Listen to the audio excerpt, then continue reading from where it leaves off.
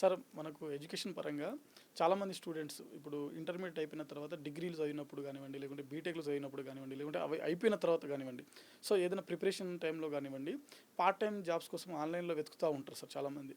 కొంతమంది permanent jobs కోసం కూడా వెతుకుతున్నప్పుడు మనకు కొన్ని కాంటాక్ట్స్ వస్తూ ఉంటాయి, కొన్ని వెబ్సైట్స్ వస్తూ ఉంటాయి. వాళ్ళు ఏమంటారనంటే మనకు పేమెంట్ చేయమంటారు.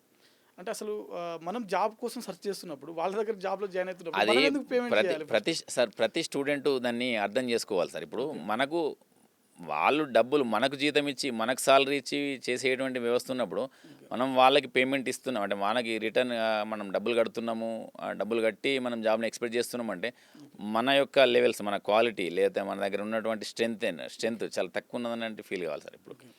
మరి అంటే మెరిట్ స్టూడెంట్ గానీ, మంచి లక్షణాలు ఉన్న స్టూడెంట్ గానీ, లేపోతే ఆ జాబ్‌కి క్వాలిటీస్ ఉన్నటువంటి స్టూడెంట్ గానీ, ఈ విధంగా ఆలోచించడు సార్. ఓకే. నీకు డీమెరిట్స్ ఉన్నప్పుడే నువ్వు అలాంటి ఆలోచన చేస్తావు. నేనేమంటానంటే అసలు మనం ఆలోచించాల్సిన విషయం ఏందంటే, జాబ్‌కి ఎక్కడ గూడా మనం రిటర్న్‌గా డబ్బులిచ్చి జాబ్ సంపాదించేటువంటి వ్యవస్థ లేదు సార్. ఉండొద్దు. ఓకే. ఉండది గూడా. ఓకే. కానీ మనం డబ్బులు ఇచ్చి మనం జాబ్‌ను సంపాదిస్తున్నామంటే ఒకటికి 2 సార్లు ఆలోచించాలి. అట్లాంటి వ్యవస్థలోకి మనం వెళ్ళందే బెటర్ సార్. ఓకే. సార్ మీరు ఇందాక మట్కా అని ఒకటి అన్నారు సార్, ఒక అంటే స్కామ్ గురించి.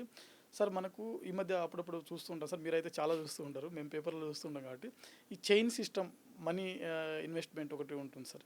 అసలు దీంట్లో చాలామంది తెలిసి కూడా అంటే బిజినెస్ పర్సన్స్ కావచ్చు, ఎంప్లాయీస్ కావచ్చు, అదే సార్ అసలు లోభత్వం. ఎట్లా లోపలికి వెళ్ళిపోతున్నారు, వీళ్ళు ఎట్లా దానికి లోబడిపోతున్నారు, అసలు ఏంటి సార్ ఇది ఒకసారి? Easy money sir. ఈజీగా డబ్బులొస్తున్నాయి అనేటువంటి వ్యవస్థ. ఓకే. ఈజీగా డబ్బులు సంపాదించేటువంటి అవకాశం ఉన్నది కాబట్టి ఎదుటోన్ని ముంచినా పర్వాలేదు, ఎదుటోడు మునిగినా పర్వాలేదు.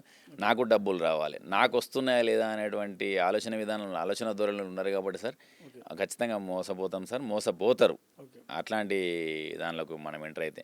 నువ్వు చైన్ సిస్టంలో వెళ్ళినా, ఇంకో మా బెట్టింగ్‌లో వెళ్ళినా ఖచ్చితంగా లాభపడేది మాత్రం ఎవడైతే కింగ్ పిన్ ఉంటాడో వాడు మాత్రమే లాభపడతారు. మనకు ఎలాంటి లాభం ఉండదు సార్. ఒకవేళ అంటే స్టార్టింగ్ స్టేజ్‌లో మనకు వచ్చినట్టు అనిపించినా కూడా చివరాఖరికి వచ్చేసరికి మన దగ్గర నుంచి మొత్తం మన అకౌంట్ మొత్తం లూటీ చేస్తారు సార్ ఖచ్చితంగా. ఓకే.